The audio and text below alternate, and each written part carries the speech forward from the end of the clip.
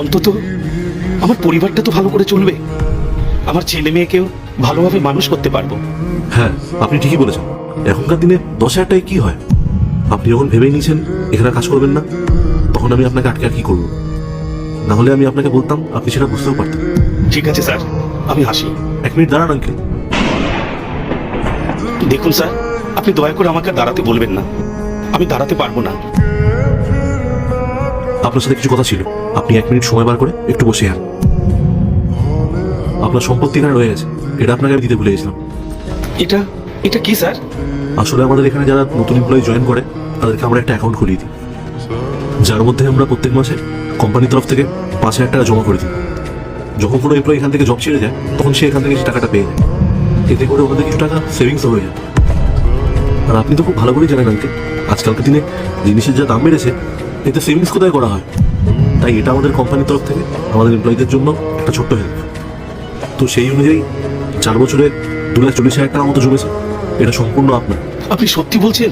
এই টাকাগুলো আমার? এতগুলো টাকা? হ্যাঁ আঙ্কেল, পুরোটাই আপনার। আর ব্যাংকের থেকে শুধু অ্যাড হয়েছে। তাই আঙ্কেল, আমি যা বললাম তার থেকে বেশি হতে পারে, কম হবে না, বুঝলেন আঙ্কেল?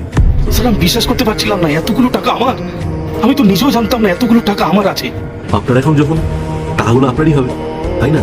আপনি যদি বিশ্বাস করতে না পারেন তাহলে নিজে চেক করে দেবেন। না না স্যার, আপনি এটা রেখে দিন, আমি নেব না।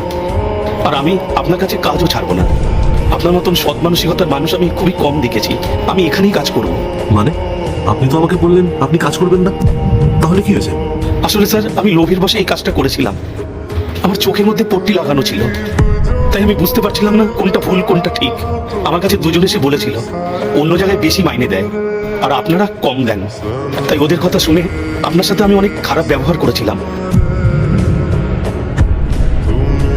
এই টাকাটা আপনি রেখে দিন স্যার।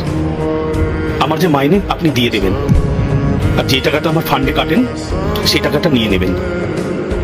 ঠিক আছে আঙ্কেল, আপনি যা বলছেন তাই হবে। আঙ্কেল, আপনি আমাকে ক্ষমা করে দেবেন। আমি না জেনে শুনে আপনাকে অনেকগুলো কথা শুনিয়ে দিয়েছিলাম। আপনি তো আমাদের থেকে বড় হন, আপনি তো গুরুজন হন, আপনাকে সম্মান দিয়ে কথা বলা উচিত। কিন্তু সেই মর্যাদাটা আমি আপনাকে দিইনি। আসলে আপনি ওকে এভাবে কথা শুনিয়েছিলেন তো, তাই আমার একটু মাথা গরম হয়ে গেছিল। আমাকে ক্ষমা করে দেবেন আঙ্কেল, সরি। হ্যাঁ আঙ্কেল, আপনি শ্রেয়াকে ক্ষমা করে দিন। ও হয়তো আপনাকে অনেক কথা শুনিয়েছে, কিন্তু ও মন থেকে একদমই ওরকম না। সত্যিও খুবই ভালো মনের মানুষ। না না ম্যাডাম, আপনি কেন ক্ষমা চাইবেন? ভুল তো আমি করেছি।